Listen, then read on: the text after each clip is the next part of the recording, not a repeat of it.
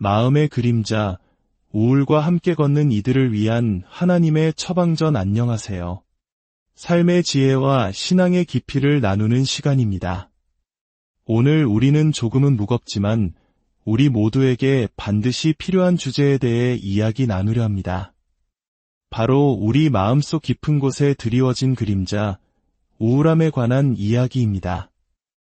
이 이야기가 당신의 마음의 위로가 되고 어둠 속에서 한 줄기 빛을 발견하는 계기가 되기를 소망합니다. 만약 오늘 메시지가 당신의 마음을 울린다면 주변에 이 위로가 필요한 이들에게도 공유해 주세요. 당신의 좋아요와 구독이 하나님의 은혜를 전하는 작은 통로가 될 것입니다.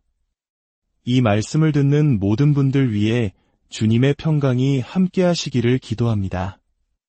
현대 사회를 살아가는 우리는 모두 크고 작은 마음의 짐을 지고 살아갑니다. 때로는 그 짐이 너무 무거워 주저앉고 싶을 때가 있습니다. 의학적으로 우울증은 한때 우리에게 기쁨을 주었던 모든 것에서 더 이상 즐거움을 느끼지 못하는 무쾌감증 상태를 포함하는 기분 장애라고 합니다.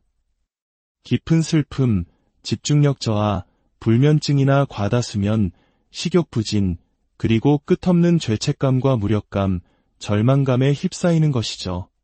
이 증상들을 듣고 있으면 이거 내 얘기인데?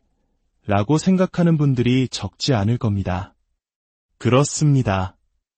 이것은 더 이상 특별한 소수만의 이야기가 아닙니다. 오늘날 전 세계에서 가장 심각한 건강 문제 중 하나로 떠오르고 있습니다. 통계에 따르면 9명 중 1명은 현재 항우울제를 복용하고 있으며 5명 중 1명은 인생의 어느 시점에서든 우울증을 경험한다고 합니다. 어쩌면 우리 한국 사회는 이 문제에 더욱 깊이 노출되어 있는지도 모릅니다. 빨리빨리 문화 속에서 쉴 틈 없이 경쟁하며 살아가는 우리에게 마음의 병은 어쩌면 당연한 결과일지도 모릅니다. 우리는 늘 괜찮은 척, 강한 척해야 한다는 사회적 압박 속에서 살아갑니다. 특히 신앙인들에게는 믿음이 있다면 이겨내야지라는 보이지 않는 굴레가 더해지기도 합니다. 하지만 오늘 우리는 이 모든 편견과 낙인을 걷어내고 싶습니다. 사탄은 바로 이 낙인을 이용해 우리를 고립시킵니다.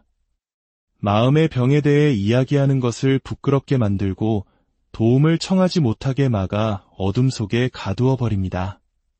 그러나 분명히 기억하십시오. 괜찮지 않아도 괜찮습니다. 교회에 와서 완벽한 모습, 행복한 미소만을 보일 필요는 없습니다. 주일 아침 억지로 웃으며 살롬, 평안합니다 라고 인사하지만 마음속으로는 울고 있을 수 있습니다. 하나님은 우리의 그런 연약한 모습 그대로를 받으십니다. 우리가 솔직하게 우리의 아픔을 드러낼 때 비로소 하나님의 위대한 치유가 시작될 수 있습니다. 현대의 삶의 방식 자체가 우리를 병들게 하고 있습니다. 하루 종일 실내에서 컴퓨터 앞에 앉아있는 생활, 수많은 사람들에 둘러싸여 있지만 정작 마음은 외로운 사회적 고립, 빠르고 자극적인 음식, 만성적인 수면 부족, 그리고 잠시도 쉴 틈을 주지 않는 광적인 삶의 속도. 이 모든 것들이 우리의 몸과 마음을 지치게 만듭니다. 스마트폰과 소셜미디어는 우리의 뇌 구조 자체를 바꾸고 있다는 연구 결과도 있습니다. 우리는 끊임없이 타인의 화려한 일상을 들여다보며 나의 초라한 현실과 비교합니다. 정체성의 혼란은 깊어지고 고통을 건강하게 처리하는 방법을 배우지 못한 채 과식이나 폭음 혹은 또 다른 중독으로 아픔을 잠시 잊으려 합니다. 이 깊은 절망 속에서 어떤 이들은 스스로 생을 마감하는 비극적인 선택을 하기도 합니다. 하지만 기억하십시오. 자살은 영원히 돌이킬 수 없는 해결책으로 지극히 일시적인 문제를 해결하려는 안타까운 시도일 뿐입니다. 대부분의 사람들은 죽고 싶은 것이 아니라 그저 이 고통을 멈추고 싶을 뿐입니다. 오늘 당신에게 기쁜 소식을 전합니다. 당신의 고통을 끝내기 위해 당신의 삶을 끝낼 필요는 없습니다. 내가 없으면 가족들이 더 편해질 거야 라는 생각은 사탄이 속삭이는 가장 큰 거짓말입니다. 당신은 혼자가 아닙니다. 놀랍게도 성경에 등장하는 위대한 믿음의 영웅들 중 상당수가 깊은 우울감을 경험했습니다. 하나님의 위대한 선지자 예레미야는 자신의 우울함을 담아 예레미야에가라는 책 한 권을 통째로 썼습니다. 그는 이렇게 고백합니다. 내게서 평강이 떠나갔으니 내가 행복을 잊어버렸구나. 나의 영광과 주님께 대한 내 소망이 모두 사라졌다. 그는 자신의 고통과 방황, 쓰라림을 곱씹고 또 곱씹으며 영혼이 짓눌리는 경험을 했습니다. 신약 성경의 많은 부분을 기록한 위대한 사도 바울 역시 마찬가지였습니다. 그는 고린도 후서에서 이렇게 말합니다. 우리는 여러분이 우리가 아시아에서 당한 환난을 알기를 바랍니다. 우리는 감당하기 어려울 만큼 심한 압박을 받아 살 소망까지 끊어졌습니다. 살 소망까지 끊어졌다고 고백한 것입니다. 하나님께서는 위대한 인물들의 고통을 성경에 기록해 두셨을까요? 그것은 바로 당신에게 괜찮다, 나도 다 한다, 그리고 내게는 해결책이 있다고 말씀하시기 위함입니다. 오늘 우리는 구약성경 열왕기상에 나오는 선지자 엘리야의 이야기를 통해 우울함의 원인과 그에 대한 하나님의 놀라운 해결책을 발견하고자 합니다. 엘리야는 갈멜산에서 바알 선지자 450명과 영적 대결을 벌여 하늘에서 불을 내리는 엄청난 승리를 거둡니다. 이스라엘 역사상 가장 위대한 영적 승리의 순간이었습니다. 그러나 바로 다음 장에서 사악한 왕비 이세벨이 내일 이맘때까지 내가 반드시 너를 죽이겠다고 협박하자 450명 앞에서도 당당했던 엘리야는 단 한 여인의 텅 빈 위협에 두려워 떨며 목숨을 구하기 위해 도망칩니다. 종종 우울함은 인생의 가장 낮은 곳이 아니라 가장 높은 승리의 순간 직후에 찾아오곤 합니다. 긴장이 풀리고 영적 방어막이 내려앉은 바로 그 순간 사탄은 우리를 공격합니다. 엘리야는 광야로 도망처로 된 나무 아래에 앉아 죽기를 간구합니다. 주님, 이제는 이것으로 충분합니다. 내 목숨을 거두어 주십시오. 나는 내 조상들보다 나을 것이 없습니다. 이 짧은 장면에서 우리는 우울함에 빠지는 4가지 명백한 원인을 발견할 수 있습니다. 첫째, 왜곡된 생각입니다. 엘리야는 홀로 앉아 자신의 고통과 두려움을 되새김질했습니다. 마치 소가 먹은 음식을 계속 개어내어 다시 씹는 것처럼 부정적인 생각을 곱씹을수록 생각은 점점 더 끔찍한 괴물이 되어 우리를 삼켜버립니다. 홀로 하는 생각, 특히 부정적인 생각은 가장 위험한 독입니다. 둘째, 스스로를 고립시키는 것입니다. 엘리야는 함께 있던 사환에게 너는 여기 머물러 있으라고 말하며 의도적으로 혼자가 되었습니다. 아픔을 겪을 때 당신에게 상담해줄 최악의 상담가는 바로 당신 자신입니다.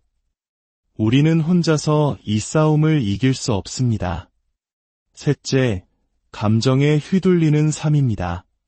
엘리야는 두려움이라는 감정에 사로잡혀 도망쳤고 절망이라는 감정에 빠져 죽기를 구했습니다. 기억하십시오. 감정은 진짜입니다. 하지만 감정이 곧 진실은 아닙니다. 감정은 날씨처럼 변덕스럽습니다. 우리는 감정이 아닌 변치 않는 하나님의 말씀이라는 진리 위에 서야 합니다. 넷째, 끊임없는 비교 의식입니다. 엘리야는 갑자기 나는 내 조상들보다 나을 것이 없다며 자신을 다른 사람들과 비교하기 시작합니다. 오늘날 우리는 인스타그램과 같은 소셜미디어를 통해 매일 다른 사람의 인생 하이라이트를 봅니다. 그리고 나의 가장 비참한 순간과 그들의 가장 빛나는 순간을 비교하며 절망에 빠집니다. 그렇다면 이 깊은 절망의 구렁텅이에 빠진 엘리야에게 하나님은 어떻게 다가오셨을까요? 여기에 우리를 위한 4가지 놀라운 해결책이 있습니다. 첫 번째 해결책은 육체의 회복이었습니다. 로뎀 나무 아래 지쳐 쓰러져 잠든 엘리야에게 하나님은 천사를 보내셨습니다. 천사는 엘리야를 꾸짖거나 영적인 조언을 하지 않았습니다. 그저 그를 어루만지며 말했습니다. 일어나서 먹어라. 그의 머리맡에는 숯불에 구운 빵과 물 한 병이 있었습니다. 엘리야는 먹고 마신 뒤 다시 잠이 들었습니다. 하나님의 첫 번째 처방은 영적인 것이 아니었습니다. 지극히 현실적인 것이었습니다. 잠을 자고 좋은 음식을 먹는 것. 때로는 깊은 잠과 따뜻한 식사 한 끼가 수많은 기도보다 더 나은 처방이 될 수 있습니다. 너무 서두르지 마십시오. 하나님이 사랑하시는 자에게 잠을 주신다고 하셨습니다. 잠시 멈추고 쉬십시오. 두 번째 해결책은 정직한 고백입니다. 육체를 회복한 엘리야는 하나님의 산 호렙으로 갑니다. 그곳에서 하나님은 물으십니다. 엘리야야, 내가 어찌하여 여기에 있느냐? 그러자 엘리야는 자신의 마음속에 있는 불평과 억울함, 거짓된 생각까지 모두 쏟아냅니다. 나만 주님을 섬기고 있는데 모두가 나를 죽이려 합니다. 하나님은 그의 불평을 판단하지 않으시고 끝까지 들어주셨습니다. 하나님께 당신의 마음을 쏟아 놓으십시오. 그리고 믿음의 동역자들에게 당신의 소그룹 공동체에 당신의 마음을 나누십시오.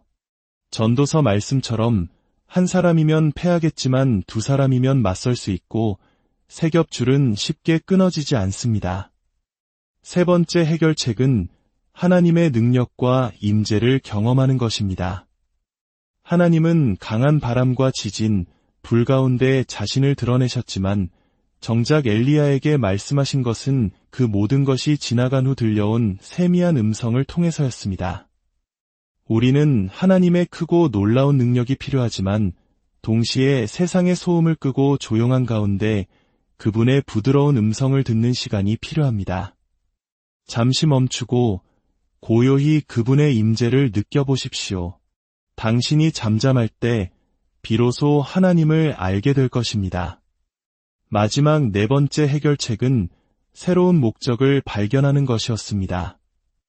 하나님은 엘리야에게 새로운 임무를 주셨습니다. 너는 가서 하사엘에게 기름을 부어 아람의 왕이 되게 하고 예후에게 기름을 부어 이스라엘의 왕이 되게 하고 엘리사에게 기름을 부어 너를 대신할 선지자로 삼으라. 하나님은 엘리야를 다시 세상 속으로, 사명 속으로 보내셨습니다. 우울함을 이기는 가장 강력한 비밀은 당신의 문제보다 더 큰 무언가를 갖는 것입니다. 당신의 아픔에만 집중하는 것을 멈추고 다른 사람을 섬기고 하나님의 나라를 위해 당신에게 주어진 일을 시작할 때 당신의 문제는 더 이상 당신 삶의 중심이 되지 못할 것입니다. 당신의 눈을 문제에서 영원한 것으로 옮기십시오. 하나님이 주시는 새로운 비전이 당신의 삶에 생명을 불어넣을 것입니다. 이제 우리 함께 기도하기를 원합니다. 당신의 상황이 어떠하든 이 기도를 함께 따라하며 당신의 마음을 하나님께 드리십시오. 사랑의 하나님 아버지, 오늘 제 마음속 깊은 곳에 있는 아픔과 절망을 주님 앞에 내려놓습니다. 왜곡된 생각과 고립, 감정에 휘둘리던 삶과 비교의식의 굴레에서 저를 자유롭게 하여 주옵소서. 예수 그리스도의 이름으로 명하노니 저를 묶고 있는 모든 어둠의 세력은 떠나갈지어다. 주님, 저에게 힘을 주시고 제 영혼을 회복시켜 주옵소서. 당신의 세미한 음성을 듣게 하시고 제 삶을 위한 새로운 목적과 비전을 보여주옵소서. 이제는 제 자신을 위해 사는 것이 아니라 주님을 위해 살기 원합니다. 저의 삶을 사용하여 주옵소서. 살아계신 예수 그리스도의 이름으로 기도드립니다. 아멘. 주님의 평강이 여러분의 삶에 가득하기를, 여러분의 발걸음마다 은혜가 함께하기를